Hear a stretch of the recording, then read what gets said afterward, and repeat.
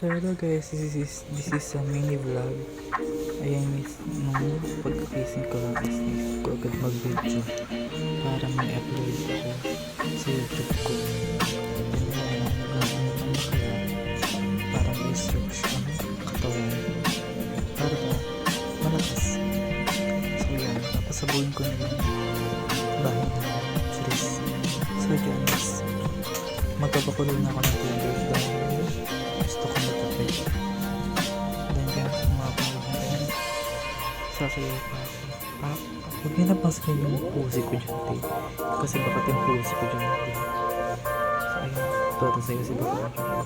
So kung makikita nyo dyan is talagang yung energy ko pag gigising ako ng umaga. Ganyan na ganyan talaga ate. Ganyan na hawi-hawi ko yung buhok ko, iipitan ko. Na para bang kasing para akong iguro. Charis. So ayun, sumasayaw ako.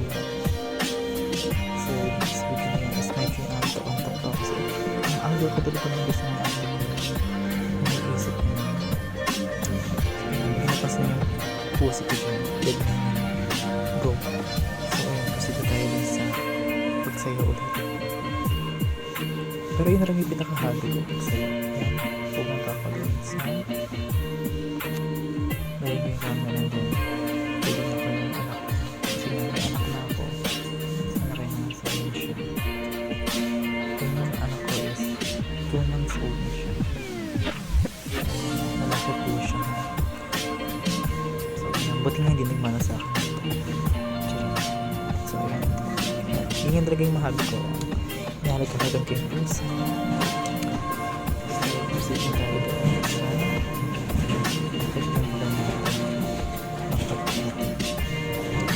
kasi guys, naghahanap ko ng kape. Wala ko makita sa pantry namin.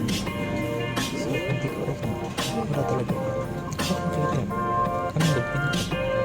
So, buto mo na, may nakita kong kape. Hindi sa alam na drawer na. Nakita ko ng 3 in 1. Pampalakas yun, diba? So, yan. Ginawa ko ng vlog. Sinetup ko na agad yung camera para go. So ayan, proceed na tayo sa cooking ko ng kape. Diba, goods. Pero dito ko na kapag nag-vlog. Puro kasi ako. Kape ko. Blanco. So ayan, proceed na tayo sa pag-vlog ng kape. So buti na lang guys, nakita kong gatas. Nilagay ko dyan. Hindi na kailangan ng asukal. So gatas lang nilagay ko. Tapos ayun, nagpakulo na yun ako ng tubig. At nilagay ko na sa kaso. Ano naman? Alam, sabungan ako. Charis. So i-proceed na tayo sa pagkain.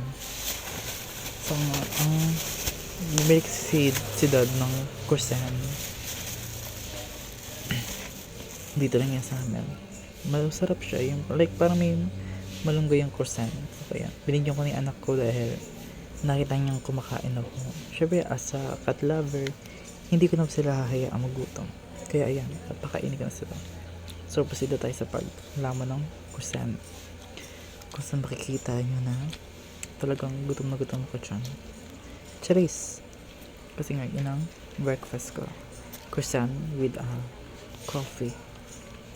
So proceed ko rin tayo sa paglalamon hanggang sa busog ang akla. Ayan, diba? Sanay na sanay ang lakat talaga ng bunga nga ako, no? So ayan, ininom ko rin kape din ang OA ko. Diba? Ang OA talaga. So ayan, so makita yun is at pinakita ko yung mga anak ko. Dalawang anak ko, ayan, malalaki na sila dahil alaga ko. So ayan, don't forget to like and subscribe. I love you all.